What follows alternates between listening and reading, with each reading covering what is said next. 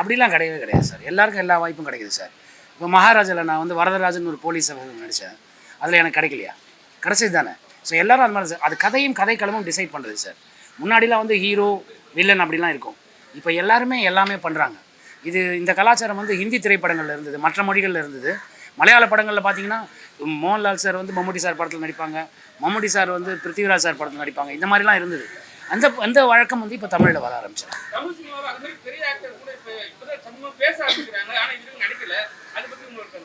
நடிப்பாங்க சார். ஏன் நடிக்கல சார்? இப்போ சூர்யா சார் வந்து விக்ரமில் பண்ணார் இல்லையா? அந்த மாதிரி தானே. அதுவும் சின்ன ரோல் தான், பட் அது பெருசாக பேசப்பட்டது. அந்த மாதிரி தானே எல்லாரும் பண்ணுறாங்க சார்.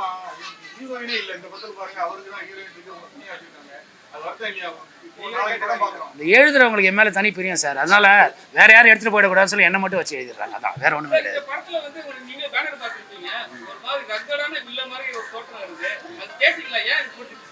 இல்லை, அந்த கதைப்படி ஒன்று இருக்குது. அதை இப்போ சொன்னால் நல்லா இருக்காது. அந்த இது போயிடும், கியூரியாசிட்டி போயிடும். அதனால அந்த படம் வரும்போது பாருங்கள். ரொம்ப பெருமையாக இருக்குது சார். அதாவது இது எனக்கு கிடைச்ச ஒரு நல்ல ஆப்பர்ச்சுனிட்டி. அவருடைய பாடல்கள், பல பாடல்களுக்கு நம்ம ரசிகர்களாக இருந்திருக்கோம். எவ்வளோ பாடல்களுக்கு வந்து டான்ஸ் ஆடி இருக்கோம், ஸ்டேஜில் ஃப்ரெண்ட்ஸோடலாம் சேர்ந்து இதெல்லாம் பண்ணியிருக்கோம். ஸோ அவரோட லைவான மியூசிக்கில் நம்ம பாட்டாக இருக்கும்போது பெரிய சந்தோஷமான ஒரு விஷயம் சார். என் குருநாதர் கிடையாது சார், என்னோட நண்பன். ஆமாம், நல்ல விஷயம் தானே சார். நல்ல கதையாக இருக்கும், நல்ல கதைக்களமாக இருக்கும். எப்போவுமே ஒரு வித்தியாசமான களத்தில் தன்னை ப்ரொஜெக்ட் பண்ணுற அனுராக் கஷ்யப். ஸோ அதில் இந்த மாதிரி ஒன்று இருக்கும். Most welcome sir. வெல்கம் பண்ணி தான் நான் கொடுத்தாங்கன்னா பண்ணுவோம். அது ரைட்டர்ஸ், டைரக்டர்ஸ், ப்ரொடியூசர்ஸ் அவங்க டிசைட் பண்ணுறது.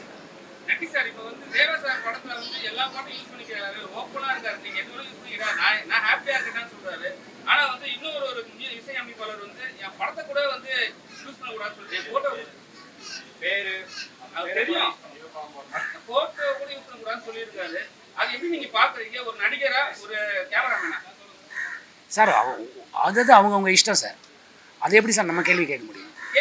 இல்லை சார், அது என்ன சொன்னாலும் அதை கேட்கவே கூடாது சார். என்னோட பர்சனல் சார். இப்போ எனக்கு ஒரு விஷயம் பிடிக்கும் சாப்பிட்றதுலன்னா நான் வந்து இன்சிஸ்ட் பண்ண முடியாது நீங்களும் அதான் சாப்பிட்ணும் அப்படின்னு. அவங்கவுங்க இஷ்டம். அது அவங்களோட பாயிண்ட் ஆஃப் வியூ. ஆமாம் சார், நீங்கள் அது அவர்கிட்ட தானே சார் இப்போ கேட்கணும். என்கிட்ட கேட்டால் நான் என்ன சார் பதில் சொல்ல முடியும்?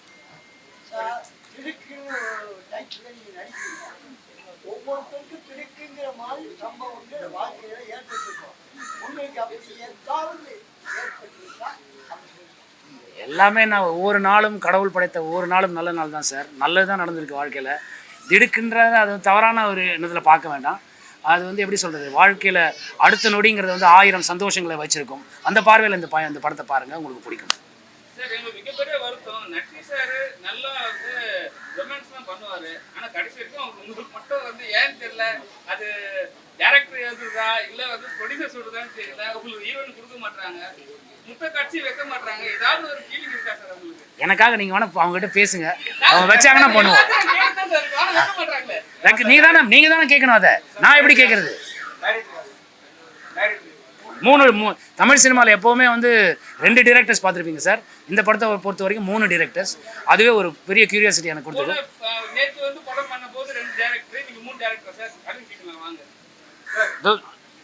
அவர் ஒரு டைரக்டர். எங்க நம்ம இவரு சத்யராஜ் சார் வாங்க. அவர் இப்பவே இயக்கத்துல பிஸி ஆயிட்டாரு. 4ல இருந்து ஷூட். சார் 3 டைரக்டர், அவர் ஹீரோ நம்ம எங்களோட ஹீரோ, அவருக்கு ஏதாவது ஒரு குத்துப்பாட்டு, ஏதாவது ஒரு இது இல்ல நான் பிடிக்க போறதா ஏதாவது பாட்டு தேவா சாருடைய இது இப்படி சார் இசைங்குது நல்லா இருக்கும். அப்படிதான் இருக்கா சார்? குத்துப்பாட்டு நல்ல குத்துப்பாட்டு இருக்கு. பட் சார் அந்த குத்துப்பாட்டுக்குள்ள வர மாட்டாரு. இல்ல வருவார் இன்ஸ்பெக்டர். அதான் சொல்ல சார் குத்துப்பாட்டு உள்ள வருவாரு, பட் ஆட மாட்டாரு. இல்ல ஆடுவார். அவர்தான் இல்ல ஆடுவார். இல்ல இல்ல இல்ல இல்ல இல்ல முரண்பாடு கிடையாது. நீங்களும் ஒரு ஹீரோ, அவரும் ஒரு ஹீரோ, ஒரே ஒரு ஹீரோயின். அது என்னதான் நீங்க ஹேண்டில் பண்ண போறீங்கன்னு தெரியல. இல்ல சார், முரண்பாடு இல்ல. சார் வந்து ஹீரோ கிடையாது. சார் வந்து ஹீரோ கிடையாது. சார் வந்து படமே சார் தான்.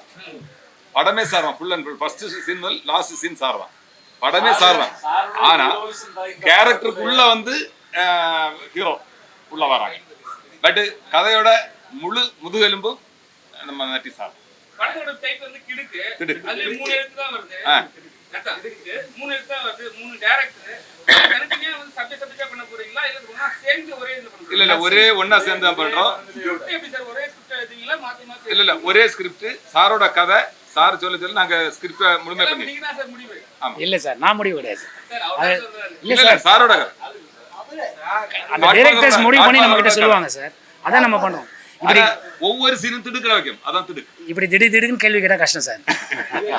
கன்ஃபியூஸா இருக்காங்க சார். 3 டைரக்டர் இருக்கும்போது யார் ஷார்ட் யார் பிரிப்பாங்க என்ன? இல்ல சார், சார், அது அது மூணா பண்ண போறது இல்லையே. ஒரே மாதிரி தான் மொத்தமா சாரு லென்ஸ் பார்த்தாங்க, சாரு சில விஷயங்கள் சொல்லி கொடுத்தான், நானும் சொல்லி கொடுத்தேன். எல்லாம் நாங்க தான் எல்லாம் சொல்ல போறோம். உங்களுக்கே ஒரு முக்கியமான காட்சியில 3 டைரக்டர் 3 ஆங்கிள் ஏதாவது சொன்னாங்கன்னா நீங்க யாரோட இதை கேட்டு நடிக்கணும்? இல்ல சார், 3 பேர் அவர்கிட்ட சொல்ல போறது கிடையாது. நாங்க 3 பேர் கன்சல்ட் பண்ணிட்டு அவர்கிட்ட சொல்ல. சரி, இப்படிதான் இருக்கும். சார் எனக்கு ஒரே டவுட் மட்டும் கிளியர் பண்ணுங்க சார். இது சார் அண்ணன் கேட்ட மாதிரி தான் அவருக்கு இது 3 பேர் ஒரே டைரக்ஷன் பண்றீங்க. ஃப்ரேம் விட்டுருங்க சரிங்களா? உங்களுக்கு வந்து ஓகே டேக்கா இருக்கும், இன்னொரு டைரக்டர் வந்து ஓகே டேக் இதெல்லாம் இருக்கும். ஆனா 2 டைரக்டர் வந்து ஓகேன்னுவாங்க. நீங்க யார் சொல்றதை முடிவு பண்ணுவீங்க? எண்ட் ஆஃப் தி டே அவங்க தான் சார் டிசைட் பண்ணணும். இல்ல சார், என்னன்னா இப்போ வந்து 2 பேர் ஒரு சைடு இருப்பாங்க, ஒருத்தர் வந்து இல்ல இன்னொரு டேக் போலான்னுவாங்க, ஒரு டைம் ஆயிடுச்சுன்னுவாங்க, டைமிங் முடிய போகுதுன்னுவாங்க. என்ன பண்ணுவீங்க அப்ப? அந்த 3 பேரும் டிசைட் பண்ணி என்ன சொல்றாங்க அதான் சார் பண்ணணும். எப்பவுமே டைரக்டர்ஸ் தானே சார் ஃபைனல் அத்தாரிட்டி. அவர் ஓகே, அவங்க ஓகேன்னு சொன்னாதான் எல்லாம் ஓகே. நான் எனக்கு தெரிஞ்ச ஒன்று நான் நடிக்கலாம், அதில் என்னோட மீட்டர் ஜாஸ்தி இருக்கலாம் கம்மியாக இருக்கலாம். அதை டைரக்டர்ஸ் வந்து சொல்லுவாங்க இது வேண்டாம் இது வேணும்பாங்க. அவங்க என்ன கேட்குறாங்களோ அதை டெலிவரி பண்ணி தான் சார் நம்ம இருக்கோம். என்ன சார் டேட் இன்னும் ஃபைனல் பண்ணல, ஆனால் மொத்தம் 25 நாள் கேட்டுருக்காங்க. பார்ப்போம் என்ன நடக்குது. உங்க லைஃப்ல இந்த மாதிரி 3 டைரக்டர் எடுத்தீங்க ஒரு படம் இல்லை? இல்லை, இதான் ஃபர்ஸ்ட் டைம். அதுதான் எனக்கு கியூரியாசிட்டி வந்து பார்ப்போம் என்ன தான் நடக்குதுன்னு. இந்த படத்துடைய கோர் வந்து நக்கீஸாவோட கேரக்டரோட ஹீரோயிசம் அதான் இப்ப இந்த படத்துல த்ரூட் சார் கடைசியா ஒண்ணு, யார் தான் நாங்க எங்களுக்குள்ள வந்தாலும் 2 பேரும் ஒரு ஆளு தனித்தனி நிக்க போறல. ஒரு சீன் தான் நாங்க இதான் முடிவு எடுத்தா அதான் முடிவு. 3 பேருமே சேர்ந்தவங்க.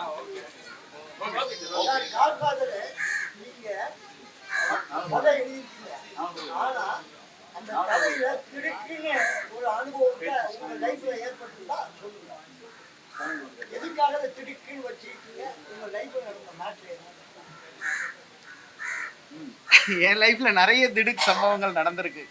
சின்ன வயசுல இருந்தே நிறைய திடுக்கு சம்பவங்கள் நடந்திருக்கு. லவ் 1 2 இல்லை, நிறைய லவ் வந்திருக்கு.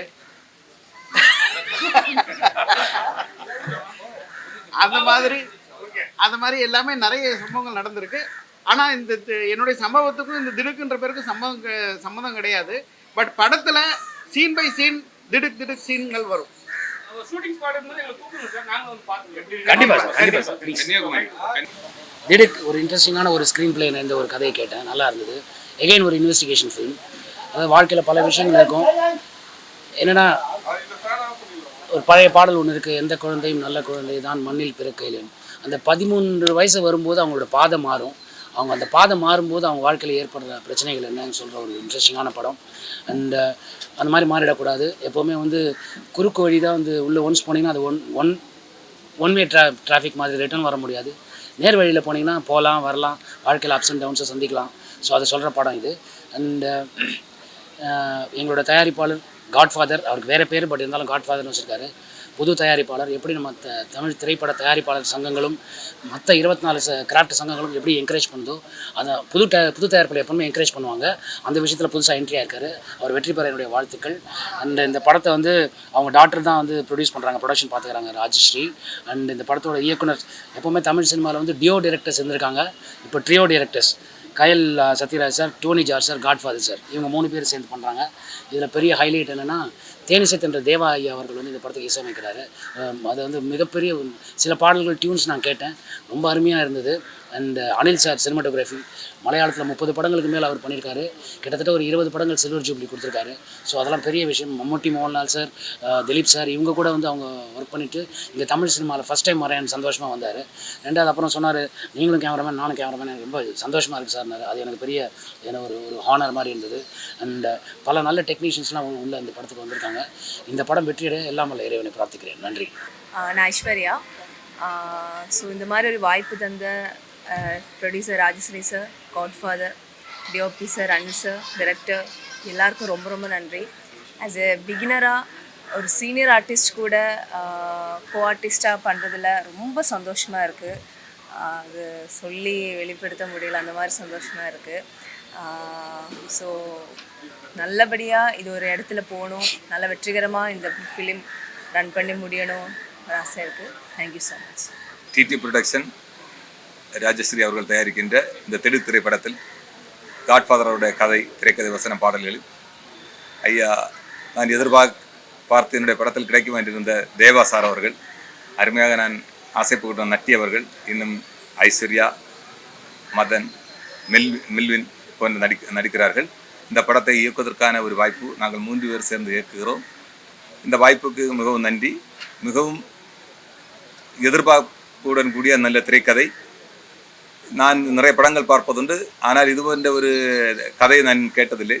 நல்ல கதை அமைப்பு சார் தந்திருக்கிறார்கள். எல்குஞ்சு என்ற கன்னியாகுமரி மாவட்டத்திலே நாங்கள் இதனை திரைப்படமாக எடுக்க இருக்கிறோம். அனைத்து டெக்னீஷியன்ஸும் நல்ல திரைப்படங்களில் நிறைய பணியாற்றியவர்களாக இருந்து கொண்டிருக்கிறார்கள். நீங்கள் அனைவரும் இந்த படத்தின் உங்கள் ஆசையும் திரையில் வரும்போது தியேட்டரில் சென்று இந்த படத்தை பார்த்து எங்களை வெற்றி பெற செய்ய வேண்டும் என்று அன்புடன் கேட்டுக்கிறேன். வணக்கம். என் பேர் டோனி ஜார்ஜ்.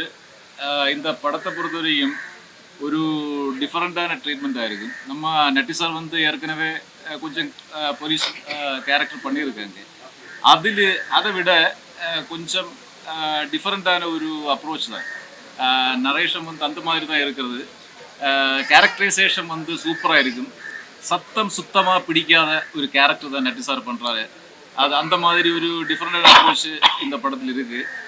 அதுக்கப்புறம் வந்து தேவா சாருடைய அருமையான 5 பாடல்கள், சாங்ஸ் வந்து பெரிய ஹிட் ஆகிடுவேன். ஒரு ஐட்டம் சாங்கு, ஒரு குத்துப்பாட்டு, ஒரு மெலோடியஸ், அந்த மாதிரி ஒரு 3-4 ஜோனர்லேயும் பாட்டு இருக்குது.